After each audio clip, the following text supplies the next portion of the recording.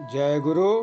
वंदे पुरुषोत्तमं वंदे पुरुषोत्तमं वंदे पुरुषोत्तमं। आलोचना प्रसंग चतुर्थ खंड से पाठ। सुबोधदा श्री श्री ठाकुर जी से प्रश्न किए हैं, जो मनुष्य की भलाई करता है उसको ही तो विपत्ति अधिक है। जो केवल बुराई ही बुराई करते हैं उनसे लोग डरते हैं। भले लोगों की क्षति पहुंचाने में मनुष्य नहीं डरता है, क्योंकि वह जानता है कि उल्टे हमारी वह क्षति नहीं करेगा। इस पर श्री श्री ठाकुर जी ने हंसकर कहा, तुम जो कुछ भी कह रहे हो वह बिल्कुल असत्य नहीं है। इसलिए धीमा भला आदमी बनने से काम नहीं होगा। यदि भला आदमी बनना चाहते हो तो कल्याण बुद्धि के द्वारा प्रबुद्ध होकर शक्तिमान बनना होगा, सुकौशली होना होगा और बनना होगा दक्ष और योग्य। पराक्रमी बनना होगा, जिससे विरुद्ध शक्ति से पराभूत होना नहीं पड़े। इसलिए तो मैं खूब सोच समझकर आगे बढ़ने के लिए कहता हूँ। यह संसार जटिल है, इसके हर मोड़ पर छिटपुट विभिन्न तरह की विपत्तियाँ छिपी रहती है। यदि उनसे अपने को बचाकर चलने एवं नियंत्रित और प्रतिरोध करने का बल, बुद्धि और कौशल नहीं रहे, यदि वैसी तैयारी न रहे तो हम उनके शिकार बन सकते हैं। उसमें क्या कोई संदेह है? हर समय तुम यह अकेले नहीं कर सकोगे।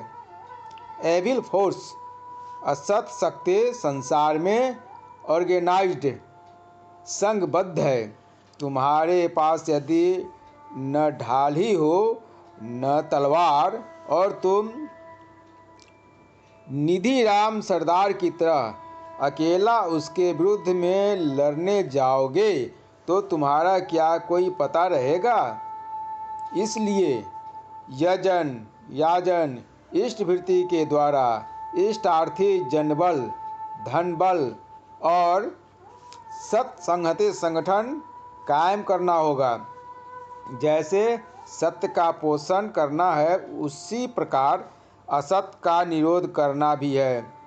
मैंने स्वस्ति सेवक संग्रह की बातें कही है, उसे अवश्य करना ही चाहिए।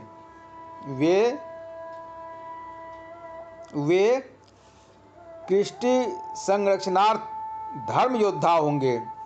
मनुष्य की भलाई करने की भी एक रीति होती है। उस रीति के अनुसार यदि नहीं चला जाए तो उसका फल विकृत ही मिलेगा। भलाई करना ही बुराई का कारण बन जाएगा। दूसरे को संचालित और सुधारने के पूर्व अपने को संचालित कर सुधारना चाहिए।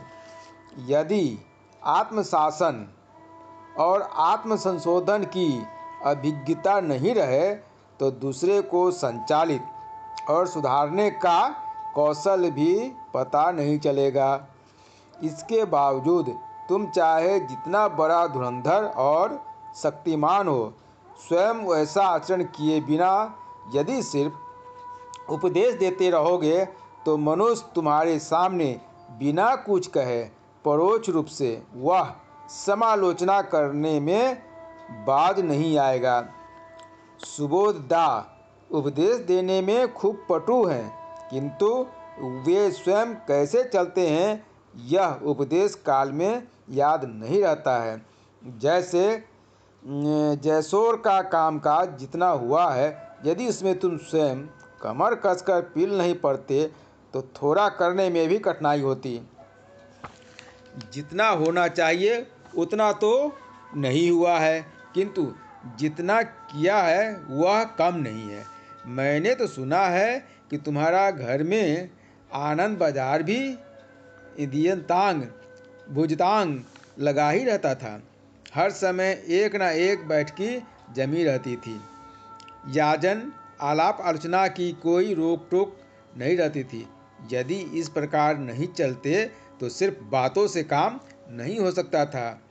तुम इतना करते हो, स्वयं नीति के अनुसार चलने की चेष्टा करते हो, इसलिए किसी कर्मी को अन्याय के लिए कोई सजा भी देते हो तो वह सर झुकाकर उसे भोगने के लिए तैयार रहता है। जय गुरु।